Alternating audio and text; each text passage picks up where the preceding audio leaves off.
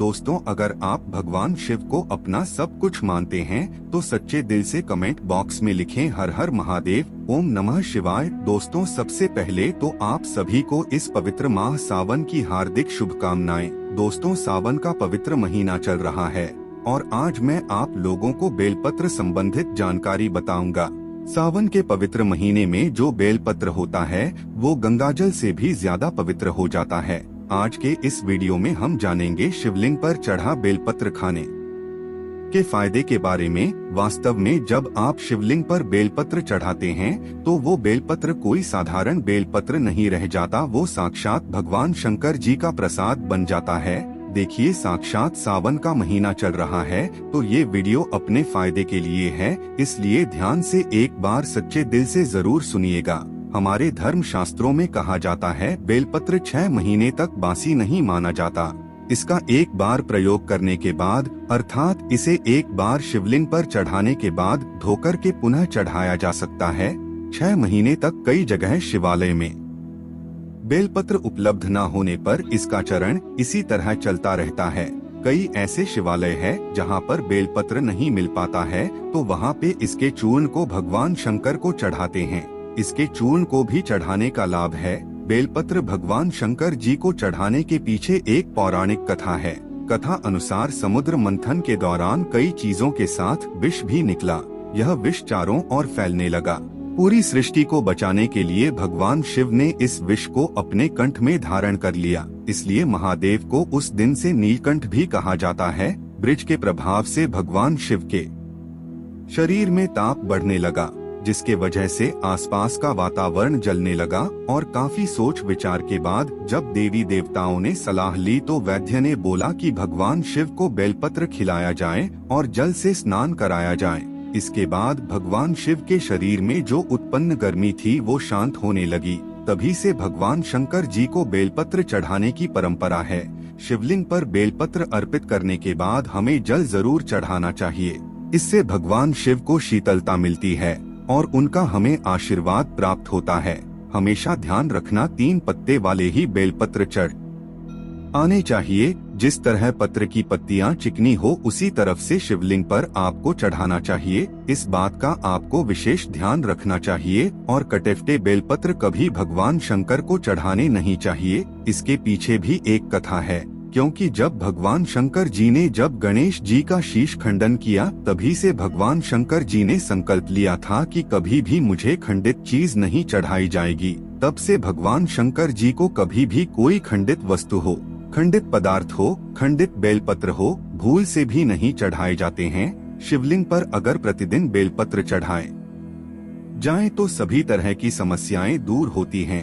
भगवान शंकर जी के भक्तों को कभी भी पैसों की समस्या नहीं रहती। बेलपत्र को तिजोरी में रखने से बरकत आती है। तो ये वीडियो को ध्यान से सुनना। वीडियो में मैं आप लोगों को बेलपत्र से जुड़ी हुई संपूर्ण जानकारी बताऊंगा। ये जो वीडियो आज बता रहा हूँ, जानकारी बता रहा हूँ, यह जानकारी आप लाखों रुपए खर्च करेंगे फिर भी आपको कोई नहीं बताएगा।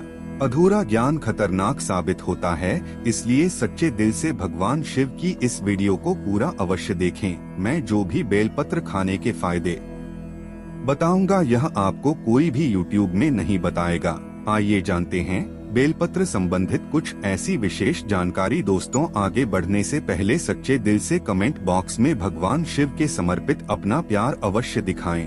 आप कितना प्यार करते हैं कमेंट बॉक्स जरूर लिखें। हर हर महादेव, ओम नमः शिवाय और हमारे चैनल को सब्सक्राइब जरूर कर लें। एक लायक तो बनता है। तो जो बेलपत्र है कुछ समय में नहीं तोड़ना चाहिए। कुछ ऐसी विशेष तिथि जिसमें बेलपत्र नहीं तोड़ना चाहिए। तो हमारे धर्मशास्त्र कहते हैं बेलपत्र को हमेशा चतुर्थी, अष्टमी, नवमी, 10 भी चतुर्थी, अमावस्या और पूर्णिमा और जो संक्रांति है, इस स्थिति में बेलपत्र को कभी भी नहीं तोड़ना चाहिए। और ये भी कहा जाता है सोमवार के दिन बेलपत्र को कभी भी नहीं तोड़ना चाहिए। ऐसे में सावन का पहला सोमवार पड़े तो ये बात जरूर गांठ बांध लें कि सोमवार आने से पहले बेलपत्र घर में जरूर लाकर रखें। इसमें शिव जी का खासकर सोमवार के दिन वास माना जाता है, क्योंकि बेलपत्र के संपूर्ण हिस्से में भगवान शंकर जी का वास माना जाता है।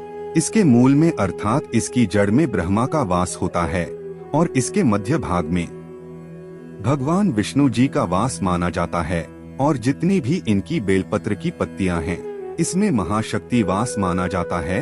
इसलिए ध्यान रखना कि कभी भी सोमवार के दिन बेलपत्र नहीं तोड़ना चाहिए, चाहे सोमवार के व्रत हो या सावन सोमवार हो। बेलपत्र आप पहले से तोड़कर रख ले दोस्तों। इसके अलावा प्रतिदिन दोपहर के बाद भी बेलपत्र नहीं तोड़ना चाहिए, ऐसा हमारे धर्म शास्त्रों में लिखा है। और आप तोड़ते हैं तो इससे पाप लगता है। बेलपत्र की उत्पत्ति कैसे हुई आइए जानते हैं। तो इसके अंदर पुराण के अनुसार एक बार माता पार्वती के पसीने की कुछ बूंद मदरांचल पर्वत पर गिरी। इससे बाहर एक पौधा उगा जो बाद में बेलपत्र के नाम से जाना जाने लगा और बेलपत्र के रूप में यह पूजनीय हो गया।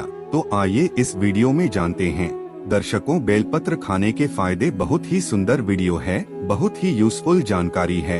देखिए, आप जब बेलपत्र को भगवान शंकर जी की शिवलिंग पर चढ़ाते हैं तो वो बेलपत्र एक बेलपत्र नहीं रह जाता, बल्कि वो एक भगवान शंकर जी का प्रसाद बन जाता है, जो कि असाध्य बीमारी को दूर करने में, आपकी पीड़ा को हरने में, जीवन में समस्याओं को दूर करने में समर्थ बांध और भगवान का प्रसाद बन जाता है। वो आपके लिए अमृत जैसा बन जाता है। तो शिवलिंग पर नित्य आप बेलपत्र चढ़ाते हैं, तो शिवलिंग पर चढ़ा हुआ बेलपत्र खाने से क्या लाभ मिलता है, आइए जानते हैं। तो शिवलिंग पर चढ़ा हुआ बेलपत्र खाने से शरीर के सभी तरह के रोग दूर हो जाते हैं। शरीर के जितने भी रोग होते हैं, ये अगर आप बेलपत्र नित्य खाते हैं तो आप रोगों से बचे रहते हैं। दोष, पितृदोष, कफ दोष, ये तीनों तरह के दोष कहे गए हैं। इन दोषों से संपूर्ण रोग उत्पन्न होते हैं। तो सभी तरह के रोगों से आप इनका नित्य सेवन करते हैं। केवल बेल के पत्र की एक ही पत्ती बस खा लेते हैं सुबह शाम, तो कई तरह की बीमारियों से आप बचे रहेंगे। शरीर से पाप मिट जाता है, क्योंकि शिवलिंग पर चढ़ा हुआ होने के कारण ये सिद्ध हो जाता है। तो जो लोग हत्या जैसे पाप से भी परेशान हैं, जिन लोगों को गौ हत्या जैसे पाप लग गया है, भयंकर से भयंकर अनजाने में पाप हो गया हो, और वो चाहते हैं कि वो पाप का पश्चाताप कर लें, तो नित्य कम से कम ज्यादा नहीं तो 2 माह तक आपको बेलपत्र का सेवन जरूर करना चाहिए। इससे शरीर का पाप मिटता है। इसके बाद भगवान भोलेनाथ का ये प्रसाद हो जाता है, इसलिए ये तमस गुणों को समाप्त करते हैं। बहुत से लोगों के शरीर में तामस गुण आ जाते हैं, या फिर बहुत से लोग मदिरा वगैरह का सेवन करे हुए हैं, या फिर मटन, मांस आदि कई तरह के जो कहे गए हैं, नकारात्मक चीजों का सेवन करके बैठे होते हैं, काम सी चीजों का सेवन करके बैठे होते हैं, तो यह शरीर अशुद्ध होता है। तो आप अपने अशुद्ध शरीर को पुनः स्वस्थ बनाने के लिए, पुनः शुद्ध करने के लिए भोलेनाथ का प्रसाद होता है। आप ये खाना शुरू कर दीजिए। नित्य 5 बेलपत्र खाइए, 3 सुबह खाइए, 2 शाम में खाइए। अगर नित्य खाते हैं तो यह आपके शरीर से तामस गुणों को समाप्त करते हैं। इसके ये भी कहा जाता है, बेलपत्र खाने से भाग्य बलवान होता है। कैसा भी आपका दुर्भाग्य हो, जिन स्टाइल से बेलपत्र खाना शुरू कर देते हैं, आपका फिर दुर्भाग्य सौभाग्य में बदल जाता है। आपकी किस्मत, आपकी तकदीर फिर आपके अनुरूप ही चलती है। इसके बाद आयुर्वेद में कहा जाता है कि बेलपत्र खाने से रक्त साफ होता है। अगर रक्त संबंधित कोई बीमारी है तो नित्य 5 बेलपत्र खाइए। 5 बेल आप एक साथ में शुरू में नहीं खा पाते हैं, तो धीरे धीरे आप इनका जो है सेवन बढ़ा सकते हैं दोस्त। और प्रथम दिन 1 बेलपत्र खाइए, दूसरे दिन 2 बेलपत्र खाइए, तीसरे दिन 3 बेलपत्र खाइए। इस तरह से आपको बेलपत्र की जो संख्या है उसे आपको बढ़ाना है। एक दिन में 5 बेलपत्र अगर आप नहीं खा पाते हैं तो नहीं खाना है, धीरे धीरे आपको बढ़ाना है। तो इससे रक्त साफ होता है, रक्त में शुद्धि आती है और बिल्कुल ही आपके शरीर को फिल्टर करने का काम करता। आपके संपूर्ण शरीर में रोग हो, दोष हो, पितृदोष हो, किसी भी तरह का दोष हो, रक्त में संबंधित परेशानी हो, बिल्कुल ही सभी तरह की समस्याओं को दूर कर देता है। इसके बाद बेलपत्र नित्य खाने से केवल 1 ही महीने तक बेलपत्र नित्य भगवान शंकर जी की शिवलिंग पर चढ़ा हुआ खाते हैं तो इससे इच्छा की पूर्ति होती है। कोई भी आपकी इच्छा हो वो इच्छा पूर्ण हो जाती है। मन भक्ति होता है, मन हमेशा शांत रहता है, जैसा भगवान शंकर जी का। आप चाहते हैं कि मन आपका भक्ति में लगे, मन हमेशा शांत रहे, तो उस शिवलिंग पर चढ़ा बेलपत्र खाने से मन भक्ति में लगता है, मन हमेशा शांत रहता है। मन में जो चिड़चिड़ापन है, छोटी छोटी बातों पर गुस्सा आ जाता है, चिड़चिड़ापन रहता है तो वो दूर हो जाता है। इसके बाद इसका सेवन करने से सांसारिक भोग समाप्त होने लगता है। आप जो सांसारिक भोग है, किसी भी तरह का जो सांसारिक भोग है, वो भोग भी समाप्त हो जाता है। मन में भोग की कामना नहीं रहती। दोस्तों, जो बात नहीं बताई जाती वो बात भी मैं आप लोगों को भी बता रहा हूँ। इस वीडियो में ऐसा भी माना जाता है, पिछले वाले वीडियो में भी बताया हूँ कि शिवलिंग पर चढ़ा बेलपत्र खाने से व्यक्ति को 6 महीने तक लगातार शिवलिंग पर चढ़ा हुआ बेलपत्र खाइए तो 6 महीने तक शिवलिंग पर चढ़ा बेलपत्र खाते हैं तो व्यक्ति को भूत भविष्य वर्तमान देखने की सिद्धि प्राप्त हो जाती है, देखने की सिद्धि आ जाती है। स्वती आप माने या ना माने, लेकिन शिवलिंग पर चढ़ा बेलपत्र हमारे एक मित्र ने, हमारे एक संत महात्मा से हमने बातचीत की, ये हमारे मित्र ने भी खाए थे। बिल्कुल ही भूत भविष्य वर्तमान देखने की सिद्धियां आ जाती है। लेकिन आप अपना देख सकते हैं, लेकिन इसका प्रयोग किसी का अहित करने के लिए नहीं करना होता है, दूसरे का भी आप देख सकते हैं। मैं इसकी कभी विधि बताऊंगा दोस्त, और के बाद बड़ी से बड़ी आप साधना कर सकते हैं। शिवलिंग पर चढ़ा बेलपत्र खाते हैं तो बड़ी से बड़ी साधना आपके लिए छोटी हो जाती है। बिल्कुल ही साधना करते हैं, उसमें दोष आते हैं, वो दोष नहीं लगते हैं, मंत्र जल्दी सिद्ध होता है। शिवलिंग पर चढ़ा बेलपत्र नृत्य खाते हैं तो जो भी मंत्र भगवान शंकर ने इस कलयुग में केंद्रित करके रखा है, वो मंत्र भी सिद्ध हो जाते हैं। यदि आपका बच्चा बात नहीं मानता, पढ़ाई में मन नहीं लगता, माता पिता को मारता है, झगड़ता है, जिद करता है, रात में रोता है, चिल्लाता है, नजर बार बार लगती है, मन उसका शांत नहीं रहता, वो लगातार 4 सोमवार तक शिवलिंग पर चढ़ा बेलपत्र उसके मस्तक पर रखें, बच्चे का विकास बहुत अच्छा होता है। और भगवान शिव की कृपा से ऐसे बालक माता पिता की किसी भी बात का उल्लंघन नहीं करती। ऐसा बालक शिव की तरह ही भोला हो जाता है, शांत हो जाता है।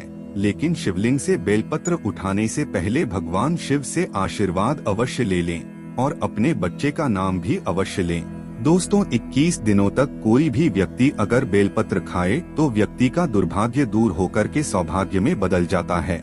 यहाँ तक कि अगर आपको नवग्रह की पीड़ा है, आप में से अधिकतर ऐसे लोग हैं जो कि शनि है, राहु है, केतु है, इसके जो नीच ग्रह कहे गए हैं, इससे हमेशा पीड़ित रहती है। तो आप 9 ग्रह की पीड़ा से परेशान हैं, कोई मार्ग नहीं सूझ रहा है, काफी सारा पैसा खर्च करते हैं, आप यज्ञ हवन करवाते हैं, फिर भी ना की पीड़ा शांत नहीं हो रही, तो केवल शिवलिंग पर चढ़ा बेलपत्र नित्य आपको 5 खाना शुरू कर देना है। ज्यादा मत खाइए, आपको ज्यादा दिनों तक नहीं खाना है, केवल आप 1 महीने तक खा कर के देखिए। आप जिस टाइम खाएंगे उसी टाइम से आपके 9 ग्रह की पीड़ा दूर होना शुरू हो जाएगी। इसके बाद ये देही की पीड़ा को दूर करता है। कोई देवी देवता की कोर दृष्टि लगी हो, कूप लगा हो आपके जीवन में जो कि परेशानी डाल रहा हो, कभी कभी हमारे घर के देवी देवता ही हमारा नुकसान करते हैं, जिसे हम कुल के देवी देवता बोल सकते हैं। तो कोई देवी देवता की पीड़ा आपको सता रही हो, वो पीड़ा दूर होती है। दही की पीड़ा दूर होती है। दही की पीड़ा में बहुत सारी समस्याएं आ जाती हैं, स्वर है, कई तरह के रोग आ जाते हैं, तो दही पीड़ा भी दूर होती है, सारे कष्ट भी मिटते हैं। आपके शरीर में किसी भी तरह का कष्ट हो, वो कष्ट मिटता है। दोस्तों, अंतिम बताना चाहूँगा, अगर नित्य शिवलिंग पर चढ़ा बेलपत्र सामर्थ्य अनुसार खाइए। ऐसा नहीं कि मैं 5 बोल रहा हूँ तो 5 ही खाइए, आपसे 1 बनता है, आप 1 ही खाना शुरू कर दें। लेकिन आपको नित्य खाना है तो इससे शरीर सिद्ध हो जाता है, आपका शरीर है बिल्कुल ही सिद्ध हो जाता है और आपको अनेक तरह की सिद्धियों की प्राप्ति होती है। आपके शरीर में पुण्य इतना बढ़ जाता है कि आप जो शब्द बोलते हैं वो शब्द लगने लगते हैं, शरीर में वाक्य सिद्धियां आ जाती हैं। तो आपने देखा शिवलिंग पर चढ़ ये बेलपत्र खाने के इतने चमत्कारिक फायदे हैं। और ये भी कहा जाता है हमारे आयुर्वेद में, अगर पेट से जुड़ी कोई समस्या है तो अगर शिवलिंग पर चढ़ा बेल पर तेरे नित्य खाते हैं, सेवन करते हैं, तो पेट से जुड़ी गंभीर समस्याएं भी दूर हो जाती हैं। और ये हमारे डाइजेशन सिस्टम को मजबूत बनाती है। साथ ही जैसे कब्जी है, पेट में गैस बनती है, दर्द की समस्या बनी रहती है, तो शिवलिंग पर चढ़ाएं, बेलपत्र खाना शुरू कर दें। धीरे धीरे आपको आराम मिलेगा, लेकिन 100% आराम ही मिलेगा और आपको इसे 2 से 4 दिनों तक नहीं खाना है, लंबे समय तक, लंबे टाइम तक खाना है। आप देखना आपके जीवन में जो परेशानी है, बीमारी है, तकलीफ है, वो सारे कष्ट दूर हो जाते हैं। दोस्त, और सावन के महीने में कौन कौन चाहता है भगवान शिव हमारे घर में आ जाए, तो कमेंट बॉक्स में सच्चे दिल से लेकर भगवान शिव आपका स्वागत है। हमारे घर में भगवान शिव से अगर आप प्यार करते हैं तो एक लायक जरूर करेंगे। आप सभी को इस वीडियो में बताई जानकारी अच्छे से समझ आ गई होगी। जाने से पहले चैनल को सब्सक्राइब अवश्य कर लें।